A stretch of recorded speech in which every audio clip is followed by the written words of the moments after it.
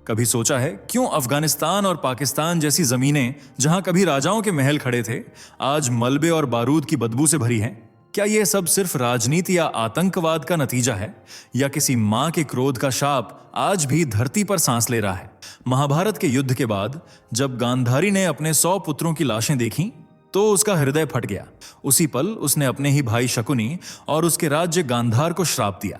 जिस मिट्टी ने विनाश बोया है, वहां कभी शांति नहीं उगेगी। आज वही गांधार अफगानिस्तान और पाकिस्तान के रूप में बढ़ चुका है, लेकिन श्राप अब भी जिंदा है।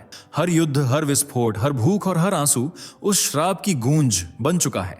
अब सवाल यह नहीं कि श्राप था या नहीं, सवाल यह है क्या हम उसकी परछाई में जी रहे हैं? क्यों हर बार जब पाकिस्तान उठता है तो खुद ही गिर पड़ता है? क्यों अफगानिस्तान में कभी सुकून नहीं टिकता? यह वीडियो सिर्फ एक कहानी नहीं है, यह उन रहस्यमयी कड़ियों की यात्रा है जो आज भी इतिहास और वर्तमान को जोड़ती हैं। तो अगर तुम यह सच जानना चाहते हो कि एक मां के आंसू कैसे 2 देशों की तकदीर लिख गए, तो यह वीडियो तुम्हें आखिरी सेकंड तक बांधे रखेगी। चलिए दोस्तों, जरा जल्दी से कमेंट करके बताइए यह वीडियो आपको कैसे मिला। क्या आपने इसे खुद सर्च किया था, या ये अचानक आपकी स्क्रीन पर आ गया और आपने क्लिक कर दिया? सच सच बताइए, क्योंकि हमें भी जानना है कि आखिर YouTube आज हमारे सनातन धर्म की यह आवाज आप तक कैसे पहुंचा रहा है। और हां, अगर आप सच में एक सच्चे हिंदू हैं तो अभी के अभी चैनल को सब्सक्राइब कर लीजिए, ताकि आने वाली हर एक वीडियो सबसे पहले आपको मिले। वीडियो को लाइक करना मत भूलना, ताकि दुनिया को दिखाया जा सके कि सनातन की शक्ति अभी जिंदा है। तो चलिए बिना वक्त गंवाए बढ़ते हैं वीडियो में आगे। कैसे गांधारी का श्राप आज अफगानिस्तान के साथ साथ पाकिस्तान को भी बर्बाद कर रहा है? क्या सच में पाकिस्तान की कंगाली की वजह गांधारी है? क्या कनेक्शन है गांधारी और पाकिस्तान का? क्यों अफगानिस्तान कभी शांति से नहीं रह पाता? क्या था गांधारी का वह खौफनाक श्राप जो आज तबाही की दास्तान लिख रहा है? जानने के लिए वीडियो के अंत तक बने रहें। लेकिन वीडियो में आगे बढ़ने से पहले वीडियो को लाइक करें और चैनल को सब्सक्राइब करना ना भूलें। महाभारत, जिसे इतिहास के सबसे भयानक, विनाशकारी और खतरनाक महायुद्धों में शामिल किया जाता है, जिसने हजारों लोगों को मृत्यु और कुछ लोगों को श्राप का पात्र बना दिया, और इनमें से एक था शकुनी, जिसे उसकी ही बहन गांधारी ने साम्राज्य के विनाश का श्राप दिया था। यह श्राप आज भी अफगानिस्तान की गलियों और पाकिस्तान के चौरों पर काल बनकर मंडरा रहा है।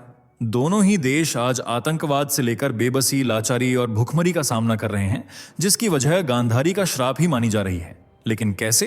इसके लिए हमें प्राचीन इतिहास के पन्नों को पलटना होगा। ये बात है आज से 5 से 5,500 हजार वर्ष पहले की, जब महाभारत काल में अफगानिस्तान गांधार के रूप में बसा हुआ था। इस बात की गवाही देता है स्वयं अफगानिस्तान का एक अहम और अटूट हिस्सा, जिसे कंधार के नाम से जाना जाता है, जो महाभारत काल के गांधार से ही लिया गया है, जिसका अर्थ होता है सुगंधों की भूमि। ये शब्द आपको ऋग्वेद, महाभारत, उत्तर रामायण जैसे अनेक धार्मिक और पौराणिक ग्रंथों में भी देखने को मिल जाएगा, जो यह दर्शाता है कि आज का कंधार प्राचीन समय के गांधार से ही जुड़ा हुआ है। और यदि भौगोलिक स्थिति को समझें तो यह स्पष्ट होता है कि गांधारी का श्राप अफगानिस्तान की सीमाओं से लेकर पाकिस्तान के गलियारों तक कैसे हावी है। देखिए, गांधारी ने अपनी नगरी गांधार को श्राप दिया था, और उस समय गांधार में उत्तरी पाकिस्तान, पूर्वी पाकिस्तान और उत्तर पश्चिम पंजाब का क्षेत्र भी शामिल था। जरा इस मानचित्र को ध्यान से देखिए। पश्चिम दिशा में बसा यही है गांधार, जो आज अफगानिस्तान की सरजमीन पर स्थित है, जबकि प्राचीन गांधार का कुछ हिस्सा आज के पाकिस्तान के मानचित्र में भी देखने को मिलता है। सरल शब्दों में कहें तो प्राचीन गांधार अफगानिस्तान और पाकिस्तान में विभाजित था।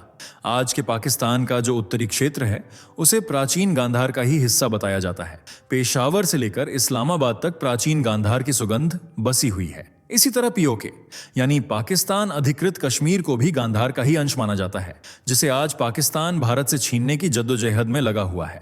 इसी क्षेत्र के भीतर बसे बाल्टिस्तान, गिलगित और दियामेर भी गांधार के ही बिखरे हुए टुकड़े माने जाते हैं, जो यह स्पष्ट करते हैं कि गांधारी का श्राप पाकिस्तान के कई हिस्सों पर भी प्रभाव डाल रहा है। इसलिए आज अफगानिस्तान और पाकिस्तान दोनों ही कंगाली के रास्ते पर चल रहे हैं। जहां कुछ लोग इस कंगाली की वजह गलत फैसलों, गलत रणनीतियों और आतंकवाद को मानते हैं, वहीं धार्मिक आस्था से जुड़े लोग इसे गांधारी का श्राप बताते हैं। लेकिन वह कौन सा श्राप था, और गांधारी ने अपने भाई तथा गांधार को क्यों दिया था, यह जानना भी हमारे लिए महत्वपूर्ण है। गांधारी गांधार के राजा सुबल की बेटी थी, और शकुनी सहित उनके 100 भाई थे, जो गांधार में बने आलीशान महल में ऐशो आराम की जिंदगी बिता रहे थे। माँ बाप के लाड़ प्यार में पली बढ़ी गांधारी जब बड़ी हुई तो राजा सुबल ने बेटी का विवाह करने का निर्णय लिया और इसी सिलसिले में कई ज्योतिषियों से परामर्श किया। लेकिन एक ज्योतिषी ने गांधारी के बारे में कुछ ऐसा कहा जिसे सुनकर राजा सुबल दंग रह गए। दरअसल ज्योतिषी का कहना था कि गांधारी की कुंडली में ऐसा योग बन रहा है जिससे वह शादी के बाद विधवा हो जाएंगी, इसलिए गांधारी की पहली शादी किसी मनुष्य से न कराकर एक बकरे से करानी होगी। अपनी बेटी के सुखी और सुरक्षित जीवन के लिए राजा सुबल ने गांधारी का विवाह एक बकरे से करा दिया और फिर उस बकरे की बलि दे दी। ऐसा करते ही गांधारी का दुर्भाग्य दूर हो गया। दूसरी ओर राजा सुबल के दुश्मनों ने गांधारी को लेकर यह झूठी अफवाह फैला दी कि गांधारी का विवाह हो गया है, लेकिन कुछ ही घंटों में उसका पति भगवान को प्यारा हो गया। इस घटना के कुछ समय बाद गांधारी के लिए अनेक बड़े बड़े राजाओं के विवाह प्रस्ताव आने लगे। उसी समय हस्तिनापुर में भी धृतराष्ट्र के लिए वधू की तलाश चल रही थी। एक दिन पितामह भीष्म को किसी ने गांधार की राजकुमारी गांधारी के बारे में बताया, जिनकी सुंदरता और गुणों की चर्चा दूर दूर तक थी। इसलिए भीष्म गांधार देश की ओर निकल पड़े और राजा सुबल के महल में जाकर अपने पुत्र धृतराष्ट्र के लिए गांधारी का हाथ मांग लिया। राजा सुबल ने भी तुरंत हाँ कर दी, लेकिन वे इस बात से अनजान थे कि धृतराष्ट्र नेत्रहीन है, यानी देख नहीं सकते। जब बाद में उन्हें यह पता चला तो उन्होंने इस रिश्ते के लिए इनकार कर दिया। अपने वचन से पीछे हटने के कारण भीष्म गांधार देश से बहुत नाराज हुए। उन्होंने गांधार पर आक्रमण कर दिया और बाद में गांधारी का विवाह धृतराष्ट्र से ही कर दिया गया। अब क्योंकि उनके पति नेत्रहीन थे, इसलिए उन्होंने पति का सम्मान रखते हुए अपनी आंखों पर भी पट्टी बांध ली।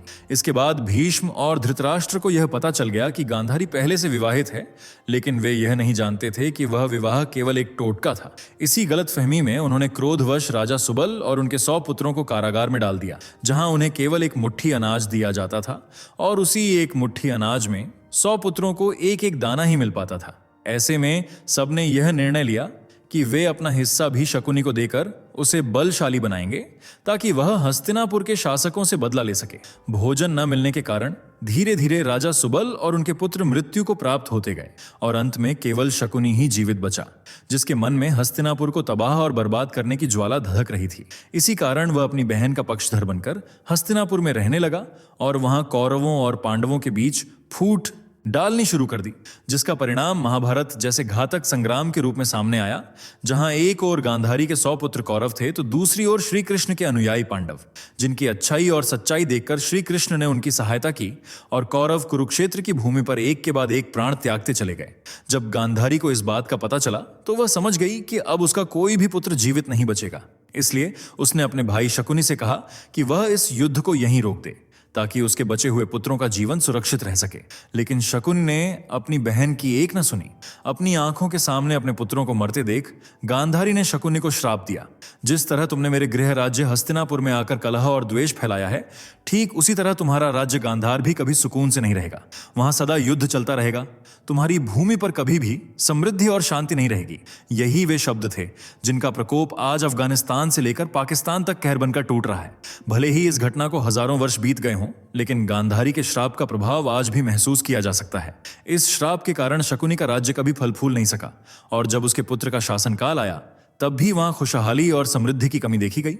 इसी कारण कौरवों के सैकड़ों वंशज अफगानिस्तान के अलग अलग हिस्सों में जाकर बस गए।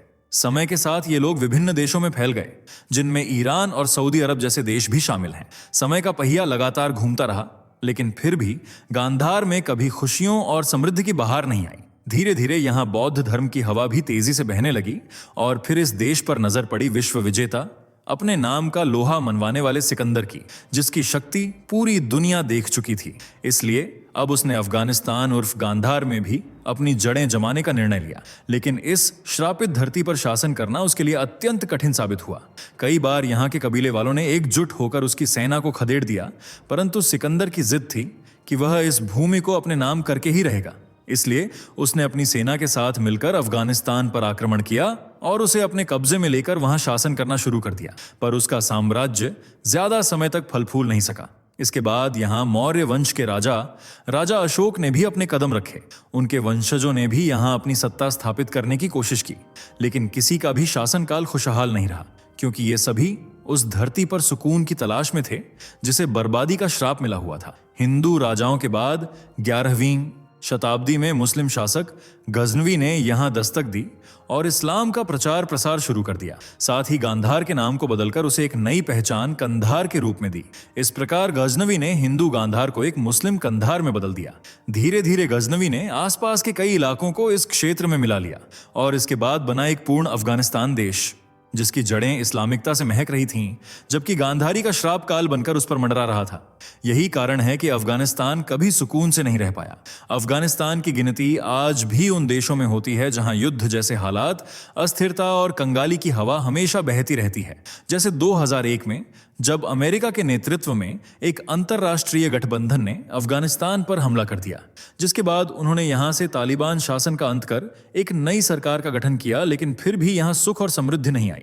सन 1839 का पहला एंग्लो अफगान युद्ध हो, 1969 में सोवियत यूनियन का हमला हो, या फिर पाकिस्तान के साथ चली आ रही तनातनी, इन सब के कारण अफगान की धरती पर हमेशा विवाद बना रहा। तालिबान का आतंक तो अफगान की गलियों में इस कदर फैला है कि यह देश चाहकर भी सुकून की सांस नहीं ले पाता।